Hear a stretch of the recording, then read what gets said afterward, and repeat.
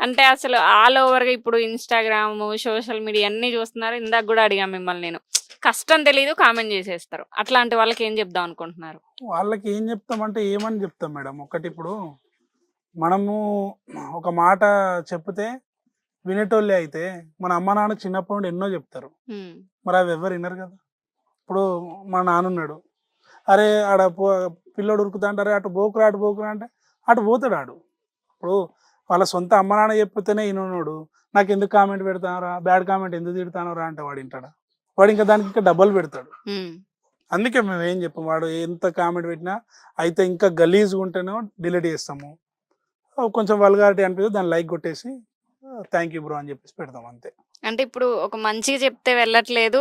జనాల్లోకెళ్ళాలంటే ఇట్లే బెస్ట్ అని జెప్పి యూ టర్న్ జేసారా? అట్లని కాదు. అంటే హ్మ్. చేసినాము, రకరకాలుగా చేసినాము. హ్మ్. కాకపోతే ఇక్కడ ఏంటి అంటే వాళ్ళు ఏది చూస్తే మనం అది చేయాలి. హ్మ్. మనం ఏది చూస్తే వాళ్ళు అది చూడరు. హ్మ్. వాళ్ళకి ఏది నచ్చింది ఇప్పుడు ఊర్లలో కామన్‌గా తిట్లు తిట్టుకుంటా అంటారు. ఏదైనా వాళ్ళ జాగ దొక్కినా గానీ, లేదంటే యారాన్ల కొట్లాటలు గానీ, చిన్న చిన్న కొట్లాటలు ఉంటాంటాయి. హ్మ్. హ్మ్.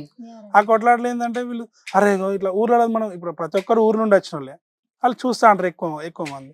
వాళ్ళు ఆ కంటెంట్ ఎంచుకున్నారు. మీ వాళ్ళకి అది ఇద్దరు గూడా నచ్చింది. బావ మరదల్లేదో పెట్టినట్టున్నారు గదా! రకరకాలు కంటెంట్. చేస్తాం. ఆ! ఓన్ ఫ్రేమ్ వరకొస్తే వైఫ్ అండ్ హస్బెండ్ చేస్తాము. హ్మ్. రకరకాల లవర్స్ చేస్తాము. మళ్ళీ ఫ్రేమ్ అయిపోయిందా అంతే ఇక్కడి దాకా. ప్రొఫెషన్ ప్రొఫెషనల్ ప్రొఫెషనే, వేరు, పర్సనల్ లైఫ్ పర్సనల్ వేరు. Personal life. దీనివల్ల మనకు కొన్నిటికాడ ఇబ్బందులొచ్చిన రోజులు గూడా ఉన్నాయి. హ్మ్. అంటే ఎట్లా అంటే ఇప్పుడు ఫ్రేమ్‌లో చూసేటోళ్ళు కొందరు లోకజ్ఞానం తెలిసినోళ్ళుంటారు, తెలవనోళ్ళుంటారు. అరే! వీళ్ళు తిరుగుతున్నారు, చేస్తున్నారు. హ్మ్. ఇట్లా వీళ్ళు లేడీస్, జెంట్స్ కలిసి తిరుగుతున్నారు. హ్మ్. ఒక్క బండి మీద పోతున్నారు. ఇప్పుడు మనకి ఏందంటే ఒక 2 బండ్లుంటాయి. 3 బండ్లుంటాయి. ఆ 2, 3 బండ్ల మీద 10 మంది వెహికల్స్ పట్టుకొని త్రిబుల్ రైడింగు ఈ ఎక్విప్‌మెంటు ఇవన్నీ పట్టుకొనెళ్ళాలి. మనకంటూ మన కార్లు పెద్ద బడ్జెట్ లేవు మనకు.